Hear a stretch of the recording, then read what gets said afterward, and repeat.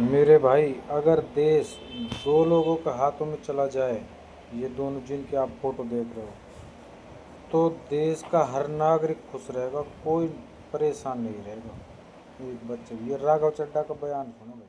Toll plaza पे harassment face करते हैं, उनका मुद्दा आपके सामने रखना चाहूंगा। सर, मेरा पहला कंसर्न है tax burden on the citizen. Sir, incidence of tax related to roads and highways is very very high in India. पहले हम इनकम टैक्स इनकम के माध्यम से जब गाड़ी खरीदते हैं तो उस पर जीएसटी और नाना प्रकार के जो टैक्सेस देते हैं, उसमें रोड टैक्स और इंफ्रास्ट्रक्चर सेस भी दोस्तों, अगर देश इसके और राहुल के हाथ में आ गया, भाई सब टैक्स हटा देंगे, सब टैक्स जनता को फ्री कर देंगे। हम रोड डेवलपमेंट सेस और इंफ्रास्ट्रक्चर सेस भी भरते हैं। उसके बाद जब हाईवे पे गाड़ी चलाते हैं, हमें दोस्तों तो ज्यादा से ज्यादा हमसे सपोर्ट करें वसूला और जाता हमारे है, चैनल को जो फॉलो एक करें, नागरिक के लिए वीडियो अनबिलीवेबल को बनता जा रहा है। सर, मेरा सेकंड कंसर्न है extremely poor quality of roads. Sir, इतना टैक्स भरने के बाद हम उम्मीद करते हैं कि रोड की क्वालिटी अच्छी होगी, ड्रेनेज सिस्टम अच्छा होगा, लेन डीमार्किंग होगी, लाइटिंग होगी और सेफ्टी इंफ्रास्ट्रक्चर होगा, लेकिन यह भी हासिल नहीं होता और इसी के साथ साथ नेग्लिजिबल मेंटेनेंस का भी शिकार होना पड़ता है, जिसके चलते गड्ढे, पॉटहोल्स, ब्लैक स्पॉट्स और सरफेस डिफॉर्मिटीज देखी जाती हैं और हजारों लोग रोड एक्सीडेंट्स का सालाना शिकार होते हैं। सर, इसके साथ साथ मैं बताना चाहूंगा कि केरला हाईकोर्ट ने हाल ही में अपने एक ऑर्डर में एनएचएआई को फटकार लगाते हुए कहा that if road continues to be bad और incomplete, NHAI has no right to collect the toll और टोल प्लाजा बंद कर दिए।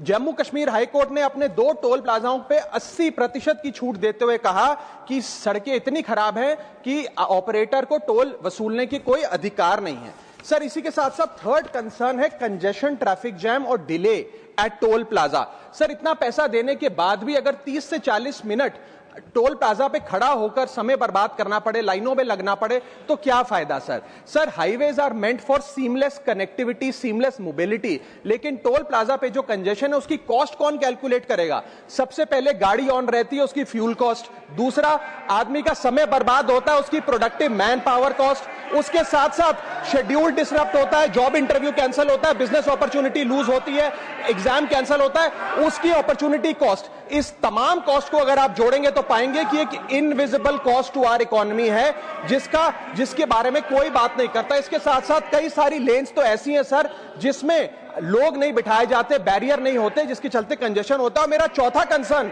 कि फुल कॉस्ट रिकवरी के बाद भी टोल वसूला जाता है 20-20, 30-30 साल तक। सर, मैं ये कहना चाहूंगा कि ये एक लीगलाइज लूट है जिसे बंद करना चाहिए। इसके साथ साथ एक नियम बनना चाहिए कि अगर 5 मिनट से ज्यादा कोई भी सिटीजन टोल प्लाजा पे खड़ा है तो उसकी गाड़ी को फ्री में दोस्तों राघव चड्ढा को सपोर्ट करें भाई।